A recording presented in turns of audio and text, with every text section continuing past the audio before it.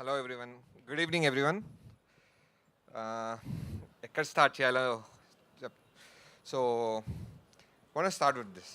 ఒక బ్యాక్గ్రౌండ్ లేని ప్రొడ్యూసర్కి సినిమా చేసేటప్పుడు ఉన్న స్ట్రెస్ కన్నా రిలీజ్ ఈవెంట్కి ఒక గెస్ట్ని పిలిచే స్ట్రెస్ మామూలుగా ఉండదు. సో అదే ఆ టైంలో ఒక ఫోన్ కాల్తో మా ఏని టీం అందరూ బాయ్స్ అందరూ చెప్పంగానే వచ్చినందుకు, వన్ ఫోన్ కాల్ అవే దశి వచ్చినందుకు I'm very happy. And thank you guys for coming. So cinema గురించి చెప్పాలి అంటే, నిన్న ట్రైలర్ రిలీజ్ అయింది. ట్రైలర్ రిలీజ్ అయినప్పుడు నేను Sajeev waiting, okay trailer response ఎలా ఉండబోతుంది అనేది we were looking at it. కింద కమెంట్స్ చూస్తున్నప్పుడల్లా అక్కడ నేను సజీవ్ అబ్జర్వ్ చేసింది ఏంటంటే, ఎవరైనా సినిమా గురించి మాట్లాడతారేమో, ఓకే మ్యూజిక్ గురించి మాట్లాడతారేమో, డైలాగ్స్ గురించి మాట్లాడతారేమో, క్రాఫ్ట్ గురించి, తరుణ్ గురించి, కనీషా గురించి, అసలు ఏం లేదు. Only one thing, remake remake remake remake అని. రీమేక్ అనే వర్డ్ని చెప్తున్నారు, కానీ అదేదో వాళ్ళు సైంటిస్ట్ లాగా వాళ్ళు ఏదో కనుక్కున్నట్టు ఇది ఒక రీమేక్ అని. యాజ్ అ మేకర్స్ మేమే చెప్పేసాం ఇది ఒక రీమేక్ అని చెప్పి.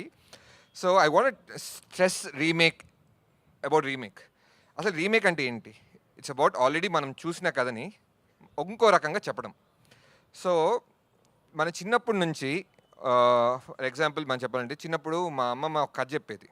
నేను ఊరు వెళ్ళినప్పుడు స్టేజ్ మీద ఒక నాటకం చూసా, యూట్యూబ్లో ఒక వీడియో చూసా, సినిమా ఒక డిఫరెంట్ సినిమా చూసా. ఇన్ ద సేమ్ వే ప్రవచనాల్లో చెప్పే కథ అన్నీ ఒక రకంగా ఏం చెప్పినా కూడా ఒక కథని మనం వీళ్ళు అందరూ ఒక కథ చెప్తే ఆ కథ ఎగ్జాంపుల్ చూసుకుంటే రామాయణం ఎన్ని రకాలుగా చెప్పినా కూడా ఇట్ ఈస్ ద సేమ్, కానీ అది ఇంకో కోణంలో రకరకాలు చెప్పినా మళ్ళీ చూస్తాం.